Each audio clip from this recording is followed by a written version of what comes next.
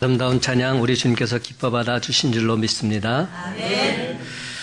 오늘 함께 나눌 말씀의 제목은 하나님을 갈망하라입니다. 다 같이 한번 따라 합시다. 하나님을 갈망하라. 하나님을 갈망하라. 지난 목요일 밤늦게 울산에 있는 딸아이가 KTX를 타고 혼자서 올라왔다가 어제 내려갔습니다. 이윤직은 해외에 나가 있던 절친이 오랜만에 한국에 와서 만나기로 했다는 겁니다. 전혀 예상치 못했던 만남이라 딸을 보니까 얼마나 기쁘던지요. 저는 모처럼 딸아이와 단 둘이 대화하는 시간을 가졌습니다. 항상 가족끼리 대화를 했는데 이번에는 딸과 저 단 둘이서 정말로 오랜 시간 대화를 나누게 되었습니다. 근데 자연스럽게 대화가 성경으로 이어지는 겁니다. 아멘. 성경 이야기를 한참 하다가 시편 말씀에 집중이 되더니 딸아이가 터키에 1년 동안 단기 선교를 갔을 때의 이야기를 해주는 겁니다. 그 당시에는 아빠가 걱정할까 봐 차마 하지 못했던 숨은 이야기를 저에게 들려주었습니다. 이런 이야기입니다. 딸아이가 하루는 터키 이스탄불을 걷고 있었는데 걷다가 갑자기 정신을 잃고 말았다는 겁니다. 그래서 쓰러졌대요. 아무도 없는 그곳에서 혈혈단신 지금 선교지로 가서 있는데 쓰러졌는데 갑자기 어떤 한 터키 소녀가 다가오더니 자꾸만 자기에게 물을 떠먹여 주려고 하더랍니다. 근데 그 순간에도 쓰러져 있는 그 순간에도 우리 딸아이는 터키어로 나는 물 안 마신다고, 나는 물 안 마셔도 된다고 계속 버텼대요. 그런데도 그 소녀가 반강제로 물을 떠먹여 주더랍니다. 그 순간 정신이 반짝 들면서 다시금 정상으로 돌아오게 되었다. 근데 그때 그 짧은 순간이지만 우리 딸아이가 느꼈던 게 있다고 말하더라고요. 바로 그 순간 내가 정말 목이 말랐었구나. 그런데 나는 목마르다는 사실조차 모르고 있었구나. 이것이 바로 목마른 사슴이 생수를 찾는 그런 기쁨과 그런 감격이구나. 그러고 나서 깨어나서 하나님 말씀을 찾아보았대요. 바로 시편 42편 말씀 찾아서 묵상하게 되었답니다. 그리고 그 말씀을 읽으면서 자기도 모르게 찬양이 흘러나왔답니다. 목마른 사슴, 목마른 사슴, 시냇물을 찾아 헤매이듯이 내 영혼 주를 찾기에 갈급하나이다.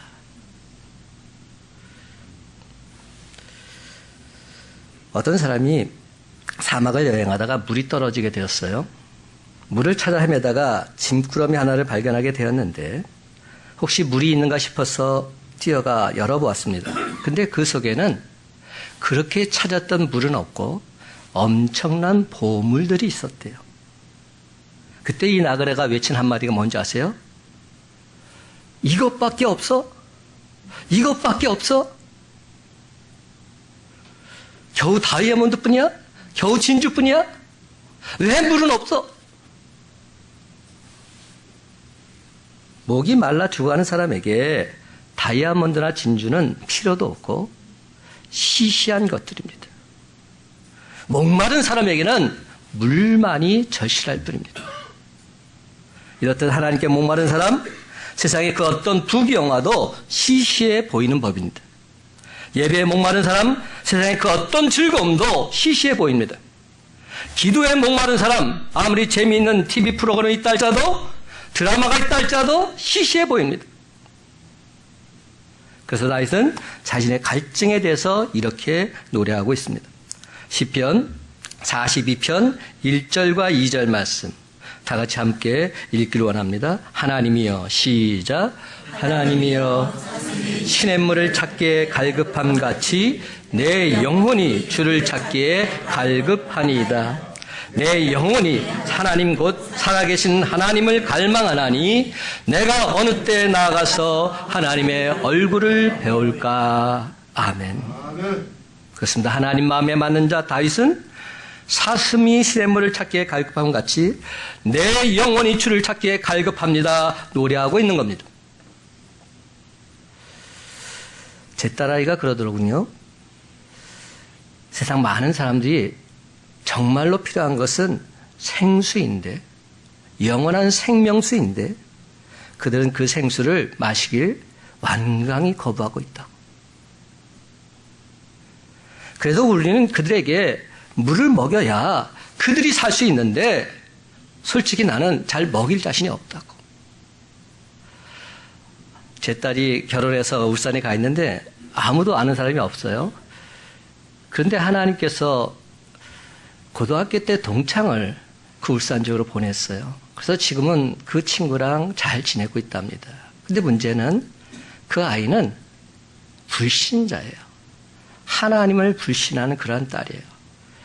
아무리 그 딸에게 복음을 전해줘도 그 딸은 그것을 받아들이려 하지 않는다는 겁니다.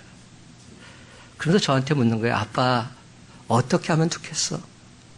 어떻게 하면 걔가 예수 믿고 구원받을 수 있을까? 아빠, 좀 답을 줘. 저한테 이러는 거예요. 그래서 제가 이 42편 말씀을 더욱더 묵상하게 됐어요. 분명히 여기에는 답이 있을 것이다. 사랑하는 성도 여러분, 하나님의 전적인 은혜로 생수를 먼저 맛본 우리들이 그 생수를 마시길 거부하고 있는 사람들을 보면서 그냥 그대로 있어야 하겠습니까? 아니죠. 그들을 시냇물가로 인도해야 합니다. 왜입니까? 물을 마시지 않으면 그들은 죽을 수밖에 없기 때문이지요. 물을 마시길 완강히 거부해도 반드시 그 물을 마시게 함으로써 그들을 살려야 될 책임이, 사명이 우리에게 있는 것입니다. 저는 2019년 이 가을에 우리에게 주님 말씀을 묵상하면서 도대체 다윗은 왜 하나님 마음에 맞는 사람이 되었을까 다시금 곰곰이 생각하게 되었습니다. 여러분, 유대 지역은 건기가 되면 비가 한 방울도 내리지 않습니다. 그런 건기에 사슴이 목이 말라서 물이 있는 곳을 찾아다니라고 정신없이 헤매는 것은 사생결단의 행동인 것입니다. 사느냐 죽느냐가 달려있기 때문에 언제 어디서 맹수가 나타날지도 모릅니다. 그런데도 물을 찾기에 사방을 헤매 다닙니다. 다윗의 그런 사슴의 절박한 갈급함에 자신의 갈급함 비유하고 있는 것이죠. 시편 42편은 다윗이 아들 압살롬의 반역으로 인해서 요단강을 건너서 마하나임에서 피난 생활할 때 지은 시라고 알려져 있습니다. 아들이 반역을 해서 쫓기고 있는 상황입니다. 그런데 그 상황 가운데서도 다윗은 목이 마른 사슴이 시냇물을 찾기에 갈급하듯이 자신의 영혼이 하나님을 찾기에 갈급한 사람이 되기를 원했습니다. 다윗은 지금 자신이 누렸던 호화롭고 아름다운 왕궁, 보좌, 갈망하고 있는 것 아닙니다. 아들에 대한 배신감이 치를 떨고 있어야 할 그 순간에도 그는 하나님을 향한 목마름이 있는 겁니다. 하나님을 향한 타는 목마름이 있었습니다. 다윗은 거친 광야에서 자기 한 몸 의지할 곳 없어서 이리저리 쫓기고 다닐 때에도, 왕이 되어서 호화로운 왕궁에 거할 때에도, 아들에게 쫓겨서 비가 내리는 밤에 맨발로 도망가했던 바로 그 순간에도 늘 하나님께 목말라 했던 그런 사람입니다. 이러할진대 하나님께서는 다윗을 향해 너는 내 마음에 맞는 사람이라 말하지 않을 수 없었던 것입니다. 다윗의 이 고백 제가 다시 한번 읽어볼게요. 1절과 2절 상반절. 하나님이여 사슴이 시냇물을 찾기에 갈급함 같이 내 영혼이 주를 찾기에 갈급하니이다. 내 영혼이 하나님 곧 살아계시는 하나님을 갈망하나이다. 그러므로 이제 우리도 다윗처럼 나부터 하나님을 향한 갈망을 회복해야 할 줄로 믿습니다. 다른 사람이 문제가 아닙니다. 바로 나부터 하나님을 향한 갈망 회복해야 됩니다. 한번 따라해 볼까요? 하나님을 향한 갈망은 바로 나부터. 하나님을 향한 갈망은 바로 나부터. 하나님을 향한 갈망은 바로 나부터 시작되어야 됩니다. 1절과 2절을 보면 다윗은 왕위에서 물러난 것에 대해서 미련을 두고 후회하면서 그 자리에 연연했던 내용 한마디도 없습니다. 나의 영혼이 나의 왕권을 찾기에 갈급하고 찬란했던 유대 왕국을 갈망합니다. 이렇게 말하지 않았습니다. 다윗은 목마른 사슴이 신의 물을 찾기에 갈급함 같이 오로지 하나님을 찾기에 갈급해하고 있습니다. 내 영혼이 주를 찾기에 갈급하니이다. 갈급함 같이라는 이 말은 원어에서 살펴보면 헐떡거리다 이런 표현이 되어 있습니다. 헐떡거렸다는 겁니다.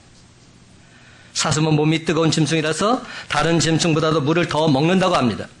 충분한 수분을 섭취하지 못하면 극심한 갈등을 느끼는 동물이 바로 사슴이라고 합니다. 지금 다윗은 아들 압살롬에게 쫓기면서도 왕의 보좌를 갈망한 것이 아니라 하나님 앞에 나아가서 예배드리지 못하는 것, 이것을 안타까워하고 있습니다.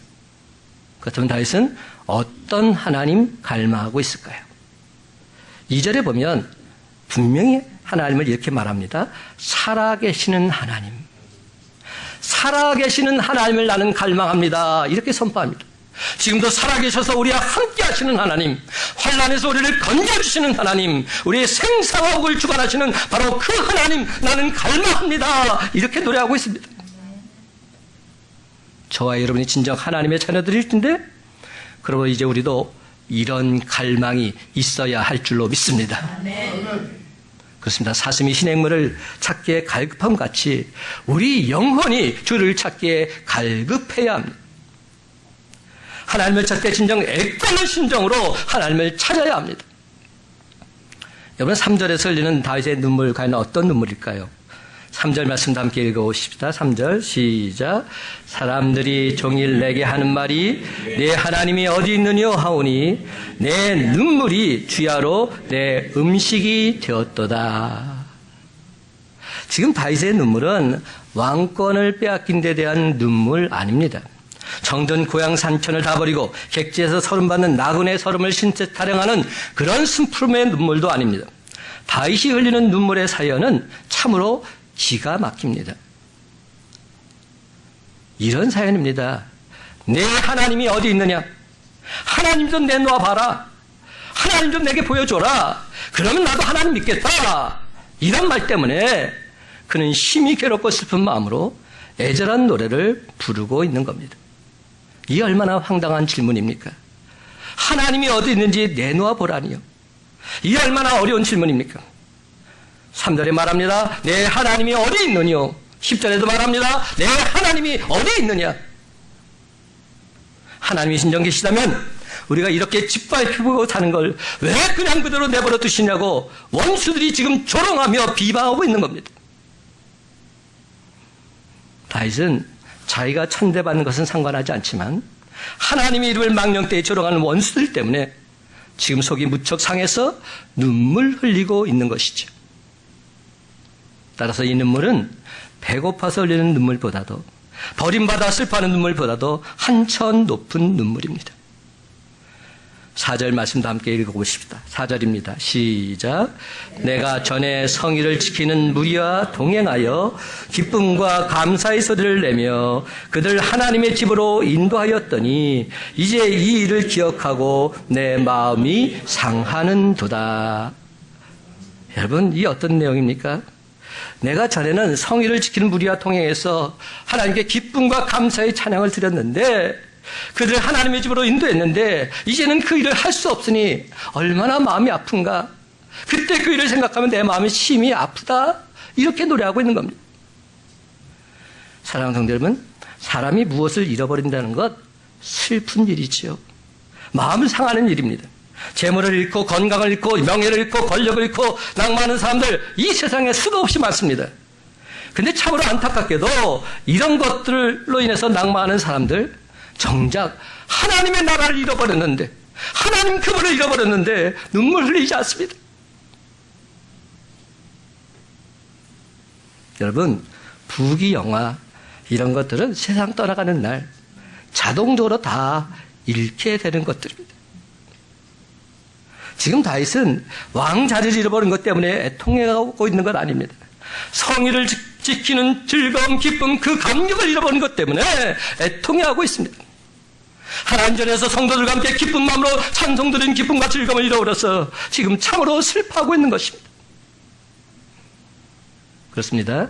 다윗은 세상 부귀를 잃어버려서가 아니라 지금 하나님 전에 나가서 하나님 앞에 내 처지를 토로할 수 없는 이 슬픈 상황, 이것을 가슴 아파하고 있는 겁니다. 5절 말씀 함께 읽어보십시다. 시작. 내 영혼아, 내가 어찌하여 낙심하며 어찌하여 내 속에서 불안해하는가? 너는 하나님께 소망을 두라. 그가 나타나 도우심으로 말미암아 내가 여전히 찬송하리로다. 아멘. 저는 이 5절 말씀 너무 좋습니다. 마지막 이렇게 끝납니다. 그가 나타나 도우심으로 말미암아 내가 여전히 찬송하리로다. 하나님을 찬송하는 데 있어서 기쁠 때고 즐거울 때만 찬송하는 것이 아니라 그 어떤 상황에 있다 할지라도 나는 여전히 하나님을 찬송하겠습니다. 이렇게 노래하고 있는 겁니다. 사탄이 우리 기독교 신앙을 무너뜨리기 위해 사용하는 도구는 과연 어떤 것일까요? 신앙인의 마음을 무기력하게 만들고 의욕을 상실하게 만드는 것은 과연 무엇일까요? 우리 신앙인의 삶을 무력화시키는 것, 여러 가지 있을 수 있겠지만 가장 큰 것은 낙심하게 하는 겁니다. 낙심. 낙심은 그리스도인을 무섭게 파괴하는 무기일 뿐만 아니라 이 사회를 파괴시키는 사탄 마귀의 강력한 무기이죠. 그렇습니다. 낙심은 마음의 바이러스입니다. 그래서 한 사람이 장년되면 그 낙심은 가정으로 이웃으로 퍼져서 신앙 공동체 전체를 무기력하게 만들어버리는 것입니다. 우리말 큰 사전에 보면 낙심이란 말은 무슨 뜻일까요? 낙심은 무슨 낙자죠? 떨어질 나가. 힘은 당연히 마음 심자겠죠. 마음이 떨어져 버린 겁니다. 바라던 일이 이루어지지 않아서 마음이 풀어짐을 낙심이라고 소개하고 있습니다. 히브리어로 낙심은 샤하흐입니다. 이 뜻은 풀이 죽게 하다, 구부리다, 누이다라는 뜻입니다. 우리가 병균에 감염되면 사람 몸이 풀이 죽어서 누워서 꼼짝하지 못하는 것처럼 이 낙심의 마음이 감염되면 희망을 잃어버립니다. 무기력해집니다. 쉽사리 포기합니다. 사람도 만나기 싫습니다. 일하기도 싫습니다. 교회에 나오기도 싫습니다. 그렇다면 여러분, 우리가 왜 낙심하게 될까요? 여러 가지 이유가 있을 수 있습니다. 우리는 기대에 어긋나는 결과 때문에 낙심하지요. 사랑한 사람을 잃었을 때 낙심합니다. 사랑한 사람에게 배신당했을 때 당연히 낙심합니다. 꿈이 좌절될 때, 기도응답이 더뎌올 때 낙심합니다. 사람 바라보다 낙심하고, 환경 바라보다 낙심하고, 조건 때문에 낙심하고, 때로는 자기 자신을 바라보다가 낙심할 때까지 있습니다. 그렇다면 오늘 본문에서 다윗은 왜 낙심하고 있습니까? 다윗도 어쩔 수 없는 인간이지라 사랑하는 아들 압살롬 때문에 낙심하고 있습니다. 사람들 때문에 낙심하고 있습니다. 환경 때문에 낙심하고 있습니다. 그런데 하나님 마음에 맞는 자 다윗은 그 낙심으로 끝나고 있지 않습니다. 이것이 중요합니다. 저도 여러분도 다 낙심할 수 있어요. 근데 다윗의 훌륭한 모습은 그 낙심이 끝이 아니라는 겁니다. 낙심을 뛰어넘어서 하나님을 향한 갈망을 회복하는 신앙의 위대함이 다윗에게는 있었던 것입니다. 아멘. 사랑하는 성도 여러분, 그 어떤 상황 속에서도 오로지 하나님만을 갈망했던 다윗 왕처럼 우리도 하나님만을 갈망하면서 모든 낙심, 모든 불안 넉넉히 물리쳐 나가는 저와 여러분의 삶이 다 되시기를 예수님의 이름으로 간절히 축원합니다. 아멘. 그런데 여러분, 이렇게 아무리 제가 말을 하더라도 하나님을 갈망해야 이 모든 것이 가능하지 않겠습니까? 그렇다면 다윗은 어떻게 하나님을 갈망하게 되었는지 그것을 우리가 발견해야 하지 않겠습니까? 그래서 제가 42편을 다시 한번 묵상하고 또 묵상해 보았습니다. 도대체 하나님을 갈망하려면 어찌해야 될 것인지. 첫 번째 발견한 것은 기적의 현장에서 기적을 베푸신 주를 기억해야 한다는 겁니다. 내 삶의 현장에서 주님이 나와 함께 하셔서 역사하셨던 그 일을 기억하는 그때부터 갈망은 시작된다는 겁니다. 그렇습니다. 기적의 현장에서 주를 기억하라. 아멘. 6절 말씀 다 같이 함께 있습니다. 6절입니다. 시작.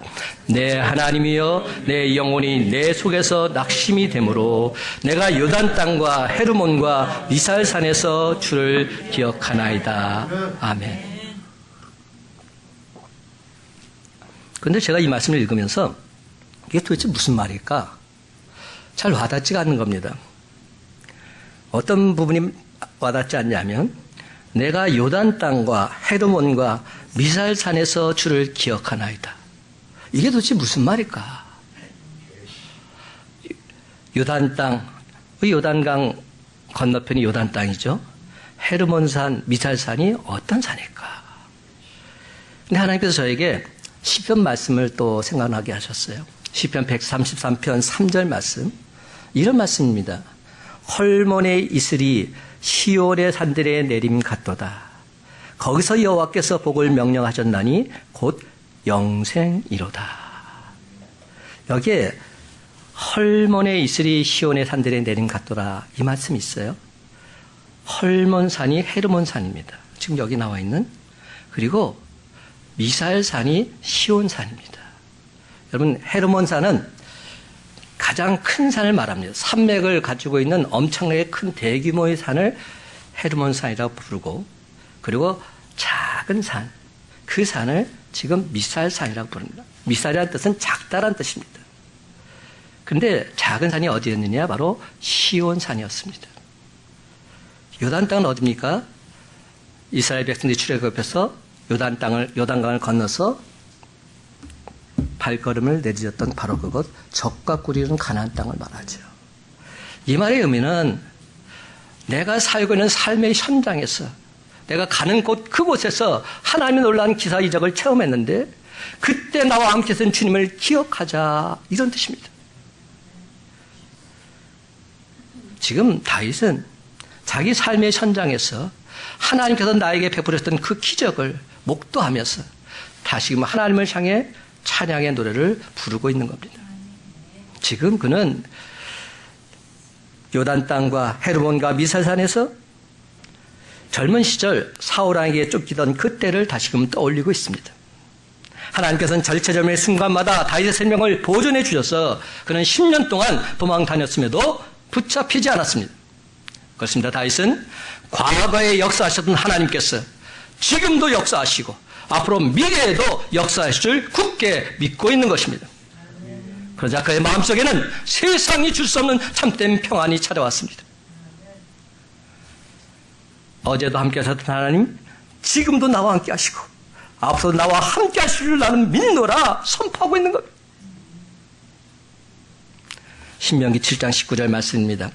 내 하나님 여호와께서 너를 인도하여 내실 때 내가 본 큰 시험과 이적과 기사와 강한 손과 편팔을 기억하라. 모세는 이스라엘 백성들에게 하나님께서 출애굽할 때 이스라엘 백성들에게 보여주신 이적과 기사를 기억하라 말합니다. 홍해를 가르신 일과 반석에서 생수가 나오게 하신 일과 하늘에서 만나 메추라기를 주신 일과 불뱀에 물렸음에도 살아나게 하신 일 기억하라고 말씀하십니다. 그렇습니다, 여러분. 하나님께서는 지나온 삶을 통해서 우리를 지키고 보호하시고 축복해 주셨습니다. 그러므로 저와 여러분 한 사람 한 사람도 하나님의 인도하심과 하나님의 도우심과 하나님의 축복을 기억하며 살아가시기 바랍니다. 아멘. 신명기 8장 18절은 말합니다. 내 하나님 여호와를 기억하라. 아멘. 그가 내게 재물 얻을 능력을 주셨음이로다. 내 하나님 여호와를 기억하라. 하나님께서 우리에게 능력을 주셔서 재물도 얻게 하시고 권세도 얻게 하시고 명예도 얻게 하셨습니다. 스스로 그렇게 된 것이 아니라 하나님께서 지혜를 주시고 하나님께서 총명을 주시고 하나님께서 능력을 주셔서 재물 또한 얻어서 영적인 부자가 된 줄 믿으시기 바랍니다. 아멘. 그렇습니다. 우리는 바로 이런 하나님을 기억하며 살아가야 합니다. 우리 인생은 태어날 때도 빈손으로 왔고 이 세상을 떠날 때도 빈손으로 가게 되어 있습니다. 그러면 여러분, 가정과 직장과 사업장을 통해서 지금처럼 살고 있는 것도 하나님의 전적인 은혜임을 기억하며 하나님께 범사에 감사드리시기 바랍니다. 아멘. 오늘날 수많은 사람들이 쓰러지고 낙심합니다. 그러나 우리 인간은 인생의 짐 때문에 쓰러지는 것 아닙니다. 하나님을 알지 못해서 쓰러지는 겁니다. 하나님을 기억하지 못해서 쓰러지는 겁니다. 하나님을 의지하지 못하기 때문에 쓰러지고 마는 겁니다. 하나님을 알고 하나님을 의지하고 하나님의 도우심을 온전히 받는다면 우리는 넘어지거나 쓰러지거나 좌절하지 않습니다. 아니 넘어졌다 할지라도 아니 쓰러졌다 할지라도 하나님께서 다시금 일으켜 세워질 것을 나는 믿기에 결단코 낙심하지 않는 것입니다. 그러므로 사랑하는 성도 여러분, 전혀 예상하지 못한 환난과 핍박을 만남으로 심히 낙심되고 불안할 때 내가 있는 바로 그 처소에서 그 삶의 현장에서 주님을 온전히 기억하며 나아가는 저와 여러분의 삶이 다 되시기를 예수님의 이름으로 간절히 축원합니다. 아멘. 두 번째는 다윗이 하나님을 갈망하게 된 또 다른 이유가 있어요. 그는 생명의 하나님께 기도하고 있습니다. 여기서 하나님을 표현하기를 생명의 하나님이다 말합니다. 내 생명을 주신 분도 하나님이시고 내 생명을 거두어가실 분도 하나님이시기에 나는 그 생명을 주신 하나님께 기도합니다. 이렇게 선포하고 있는 겁니다. 7절, 8절, 9절 말씀 다 같이 함께 읽어보십시다. 시작. 주의 폭포 소리에 깊은 바다가 서로 부르며 주의 모든 파도와 물결이 나를 휩쓸었나이다. 낮에는 여호와께서 그의 인자하심을 베푸시고 밤에는 그의 찬송이 내게 있어 생명의 하나님께 기도하리로다. 아멘. 생명의 하나님께 기도하리로다. 여러분, 이 세상을 살면서 불현듯 엄습해오는 불안과 두려움, 근심과 공포, 우리가 과연 어떻게 극복해 나갈 수 있을까요? 우리는 생명의 하나님께 기도함으로 넉넉히 극복할 수 있는 줄 믿으시기 바랍니다. 하나님 마음에 맞는 자 다윗은 근심으로 인해서 커다란 파도와 물결이 그를 침몰할 것처럼 느껴졌음에도 생명의 하나님께 기도하면서 SOS 도움을 청하고 있습니다. 그러므로 여러분, 오늘 시간 분명히 말씀드립니다. 우리가 아무것도 하지 못한다 해도 기도는 할 수 있습니다. 하나님께 간절히 기도할 수는 있습니다. 우리가 기도까지 할 수 없다면 그게 정말로 끝난 거죠. 그게 끝이죠. 어떤 상황에 있다 할지라도 우리는 기도할 수 있습니다. 그러면 되는 겁니다.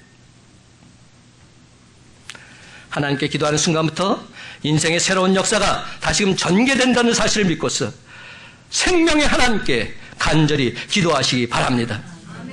빌립보서 4장 6절과 7절은 말합니다. 아무것도 염려하지 말고 다만 모든 일에 기도와 간구로 너희 구할 것을 감사함으로 하나님께 아뢰라.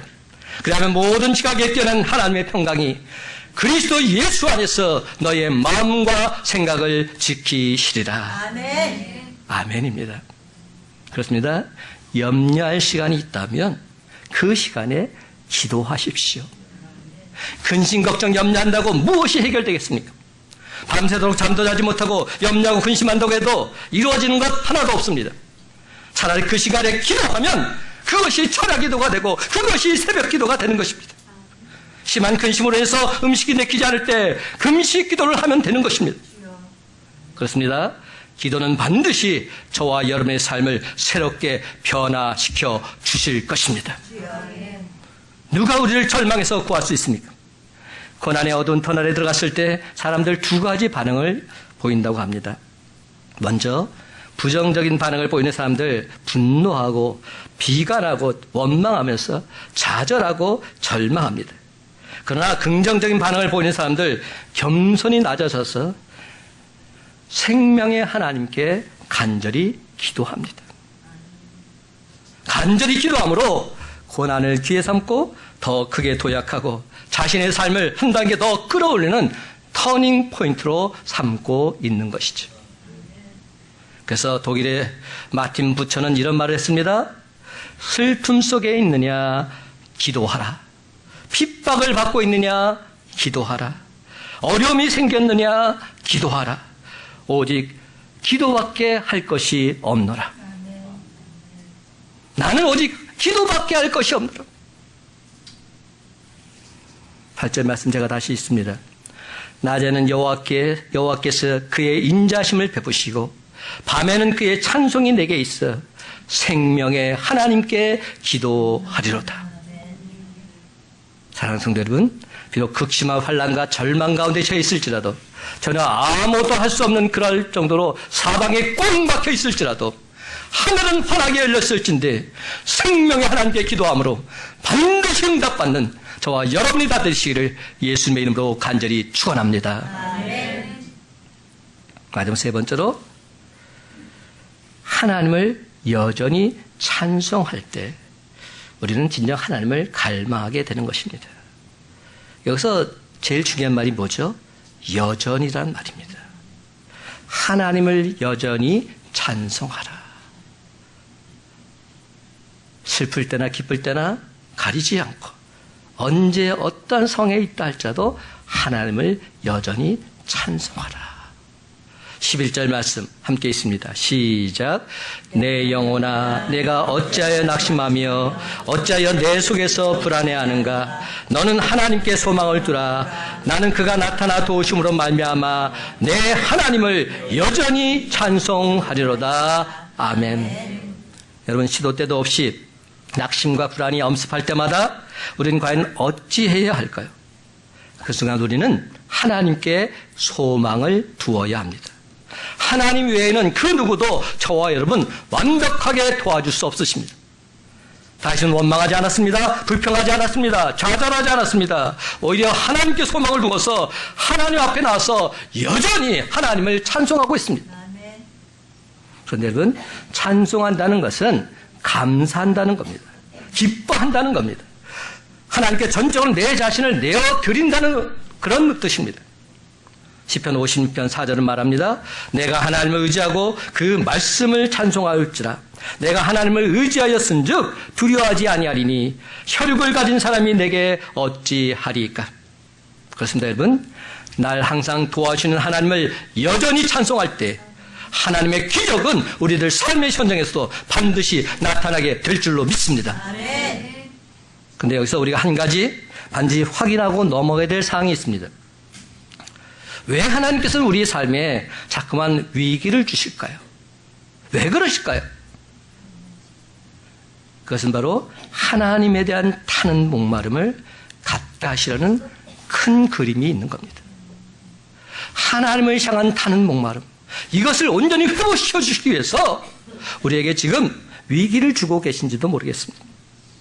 주님밖에 없습니다. 주님 아니면 안 됩니다. 철저히 엎드리고 철저히 하나님 앞에서 순종하라고 위기를 주고 계신지도 모르겠습니다. 그렇습니다. 하나님께서는 당신의 백성을 크게 하시기 위해서 시시때때로 우리에게 배고픔과 목마름을 주십니다. 참으로 아이러니하게도 하나님 말씀을 듣는다는 것은 무슨 의미입니까? 자꾸만 목말라지는 것입니다. 하나님 말씀을 듣게 되면 목말라지게 되어 있습니다. 신기하게도 하나님 말씀을 묵상하면 묵상할수록 계속해서 마음이 바짝바짝 마르고 목마름이 생깁니다. 더욱더 알고 싶어집니다. 하나님께서 나에게 이런 엄청난 은혜를 주셨는데 나는 이게 뭔가, 나 자신을 돌아보면서 회개하게 됩니다. 그리고 하나님을 향한 타는 목마름이 불일 듯 일어나게 되는 것이죠. 사랑하는 성도 여러분, 도대체 어떤 사람이 영적으로 성장하게 될까요? 현재 자신의 모습에 만족하지 않고 늘 부족함을 느끼면서 자신의 성장에 대해서 목말라하는 사람, 그 사람이 성장하게 되어 있습니다. 주일에 교회에 나와서 예배드리는 것 중요합니다. 주일 성수 잘 지키는 것 중요합니다. 근데 여기서 만족하며 사는 신앙인 목마름이 없습니다. 진정한 목마름을 가진 사람은 어떤 사람입니까? 내가 말씀을 받았다면 그 말씀대로 살고자 애쓰고 힘쓰는 사람, 이 사람이 진정 목마른 사람이죠. 말씀을 제대로 실천하지 못한 목마름에 대해서 정말로 안타까워하며 살아가는 사람, 그 사람의 신앙은 성장할 수밖에 없는 겁니다. 어떤 교회가 부흥할까요? 밤낮으로 이 땅의 황무함을 보옵소서, 이전에 부흥의 불길을 주옵소서, 성령의 바람이 불게 하여 주옵소서, 저 죽은 영혼을 살려주시옵소서. 엎드려 기도하는 교인들이 많은 교회, 부흥에 대한 타는 목마름 있는 성도들을 통해서 하나님은 부흥을 허락해 주신 줄 믿으시기 바랍니다. 어떤 사람이 죽어간 영혼을 살릴까요? 영혼에 대한 주림과 목마름이 있는 사람들이 그 영혼을 살리게 되어 있습니다. 죽어가는 영혼을 바라보면 눈물이 흐르고 그 영혼에 대한 안타까운 마음이 생기고 불쌍한 마음이 들어서 영혼에 대한 타는 목마름이 생길 때 하나님께서는 그를 들어서 영혼을 구원시키는 놀라운 역사를 행하여 주실 줄 믿으시기 바랍니다. 누가 매일 주님께 나아가게 될까요? 목마름이 있는 사람들이 나아가게 됩니다. 의에 줄이고 목마른 사람은 은혜를 사모하는 사람들입니다. 은혜를 사모하는 사람들 쉬지 않고 하나님께 기도하지 않을 수 없습니다. 기도의 맛을 아는 사람 항상 주님이신 참된 평안이 임하게 됩니다. 이는 목마른 자에게 주시는 주님의 생수가 그 속에서 흐르고 있기 때문입니다. 그러면 사랑하는 성도 여러분, 마음에 맞는 자 다윗처럼 그 어떠한 경우에도 결코 낙심하거나 불안하지 마시고 하나님께 소망을 두고 여전히 하나님을 찬송하시기 바랍니다. 하나님을 더더욱 갈망하시기 바랍니다. 이제 말씀을 맺습니다. 사랑하는 성도 여러분, 이 가을에 목마른 사슴이 물을 찾기에 갈급함 같이 주를 알게 더욱 목마른 자가 되셔서 신앙의 영적 열매를 주렁주렁 맺으시는 저와 여러분의 삶이 다 되시기를 예수님의 이름으로 간절히 축원합니다.